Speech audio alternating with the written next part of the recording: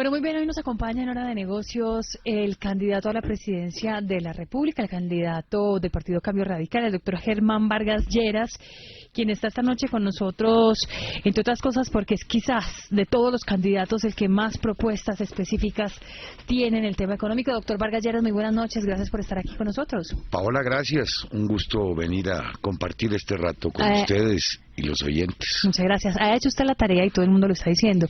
Es definitivamente el que tiene más claras las propuestas. Incluso dice usted que ya tiene listo su proyecto de reforma tributaria. Hablemos primero de eso, de su proyecto de reforma tributaria. IVA, ¿qué piensa hacer con el IVA? Bueno, no solo lo tengo listo, sino los artículos han sido redactados. Los pueden consultar en www.vargaslleras.com. Consultar la iniciativa, pero también los textos de lo que sería el nuevo estatuto tributario. ¿Qué dice usted? ¿No tendría más de 220 artículos? Claro, tiene el propósito de simplificar el actual estatuto que se ha vuelto un galimatías de más de 800 artículos.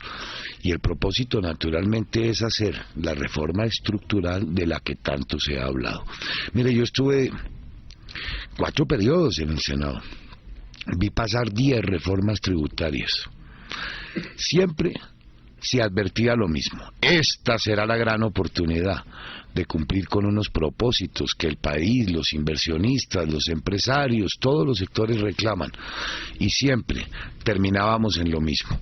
No haciendo la reforma tributaria, sino incrementando algunos de los impuestos que ya venían sin ningún tipo de cálculos para conjurar situaciones de orden fiscal coyunturales. No podemos aplazar más presentar esta iniciativa, que yo creo contribuiría mucho al desarrollo del país, a las relaciones entre los contribuyentes y la administración de impuestos, estimularía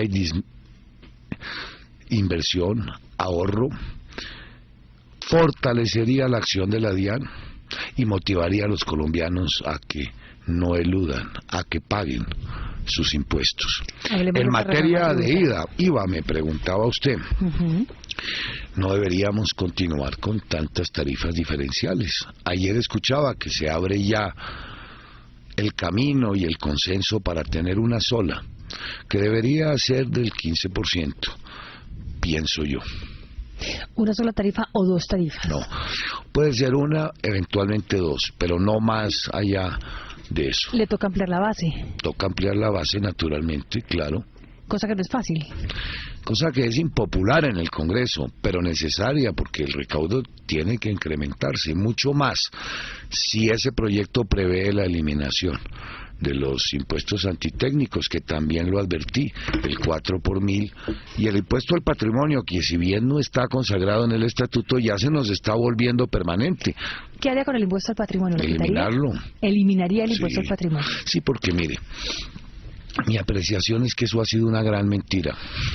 Desde la reforma que promovió en su entonces el expresidente Gaviria durante el gobierno de Virgilio Barco, se le dijo a los colombianos: traigan sus dineros, hagan transparentes sus patrimonios, declárenlos, que nunca se volverá a gravar el patrimonio. Y esa fue una política que se estimuló durante 20 años.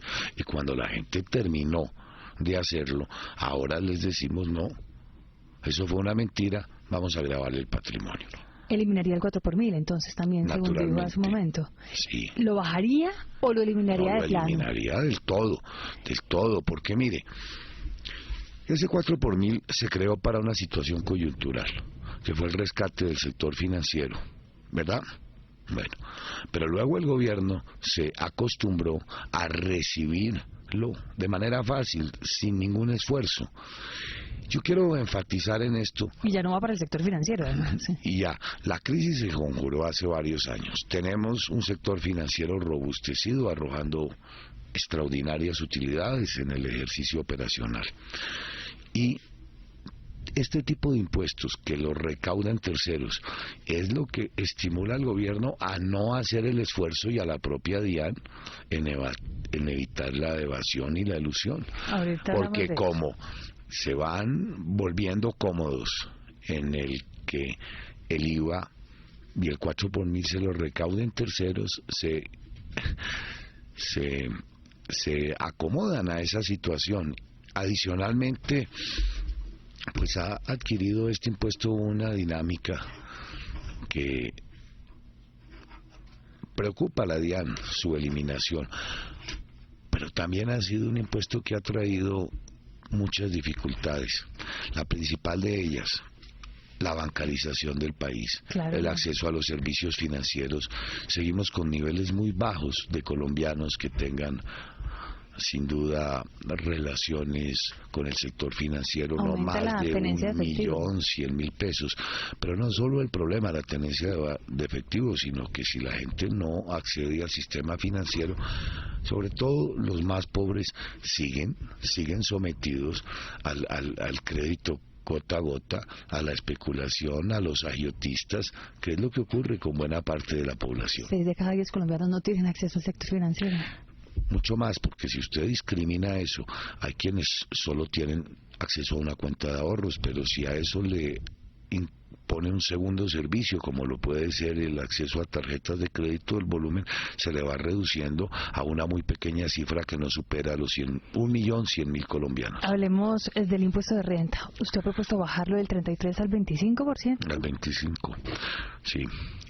Pero, o sea, mire, usted dice, vamos a bajar el IVA, vamos a poner una tarifa unificada del IVA, vamos a bajar el impuesto de renta, vamos a eliminar el 4 por mil, acabar con el impuesto al patrimonio. ¿Sí le dan las cuentas? Sí me dan las cuentas. Si logramos hacer un esfuerzo en materia de evasión y elusión, que yo creo que se lograría si tenemos unas tarifas razonables. El 25% es hoy una tarifa competitiva con el resto de los países en el área. Nosotros no podemos perder esto de vista. Adicionalmente, lo que habría que hacer cuando se simplifica el estatuto es también evitar muchas arandelas que hoy están previstas, que implican que el real 37% que tenemos de renta no termine siendo ese 37%. Cuando hablamos de simplificar, es simplificar, eliminando muchas deducciones que hoy están previstas en el estatuto. ¿Qué exenciones tributarias, qué deducciones eliminaría? Bueno, aquí en este país tenemos deducciones para todo. Si usted entra al examen, particularmente de algunos sectores, encuentra que decenas y decenas de sectores gozan de deducciones y de exenciones muy grandes. ¿Eliminaría esas exenciones sectoriales, por ejemplo, las que se les han dado a los hoteles? No, aquellas que ya adquirieron derechos por un determinado lapso de tiempo. Sector de infraestructura hotelera, sector construcción, zonas francas, no habría lugar a ello, porque en la práctica han adquirido unos derechos que fueron fijados por un determinado lapso de tiempo, pero hay otros sectores en que eso no es así. ¿Quitaría así las exenciones de la reinversión de utilidades a la compra de activos fijos? Sí, lo haría, porque eso tuvo su razón de ser en el año 2004, para motivar la renovación del parque industrial, tanto en la adquisición de activos fijos como, de bienes de capital. Hoy, en medio de una situación de desempleo como la que está viviendo el país, no hay razón para que esa política continúe. ¿Cómo hace uno para estimular empleo? Si por un lado le reconoce como deducción en el impuesto de renta al sector industrial hasta el 40% en la adquisición de activos fijos, y por el otro lado continúa con los sobrecostos laborales más altos del continente, parece un contrasentido, pero por ese camino